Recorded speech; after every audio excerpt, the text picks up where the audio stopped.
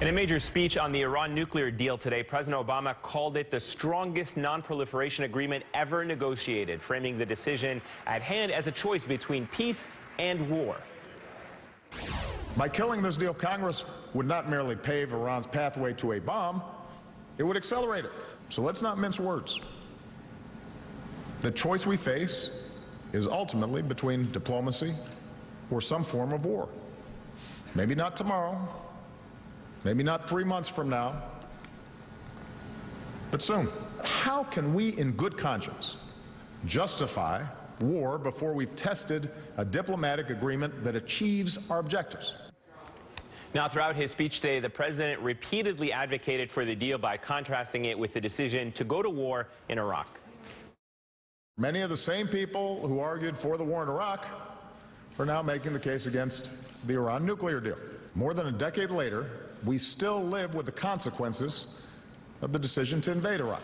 But if we've learned anything from the last decade, it's that wars in general and wars in the Middle East in particular are anything but simple.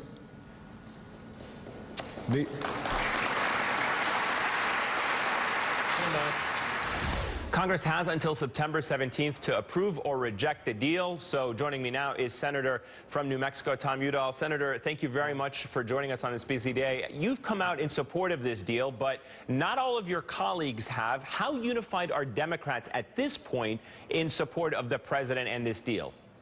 Well, I think there's going to be a very solid group of Democrats. I would say the overwhelming majority are probably going to be siding with the president on this, but they're taking some time. Some people want to, some senators want to go home to their states and hold town hall meetings through August and listen to constituents. Others are attending briefings and doing hearings and collecting as much information as they can. So they're going to take the time they need. The vote's probably not going to be until that week of September 18th. But this is it's an important agreement, as the president said. It puts us on a path of a more peaceful Middle East, I believe.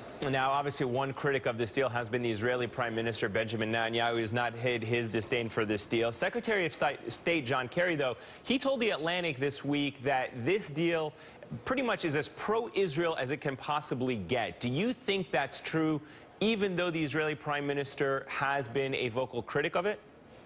Well, I think it's a very strong deal for Israel, because I think when Iran doesn't have a nuclear weapon, when they're a year from breakout, that's a lot better than a couple of months. And, you know, Israel was talking a lot about attacks and military attacks, and so I think the contrast that the president made between war and peace and exercising a diplomatic option is a very important one there. So I think it's fair to say that that this is a strong agreement. It's not a perfect agreement, but it's something that moves us in the right direction, no doubt about it. So one of the points that the president has been using in selling this deal is that if Iran was going to cheat, we would know about it, and that was a plus for this deal. But Bloomberg today is reporting that new intelligence has been shown to lawmakers on Capitol Hill, showing Iran moving equipment from a nuclear facility, presumably to scrub it clean for inspections. What do you make of this? How concerned are you about cheating? And if you can confirm for us those reports that, in fact, you know, that you've been briefed on the fact that Iran is perhaps scrubbing these facilities before inspections. Well, I know that the Parchin facility is being sanitized and cleaned up, and we've known that for a long time. The important thing to know is that with regard to that facility, the International Inspection Agency is going to be in there, and they're going to get a hold of samples, and they're going to do the testing. They're going to make a report on that facility.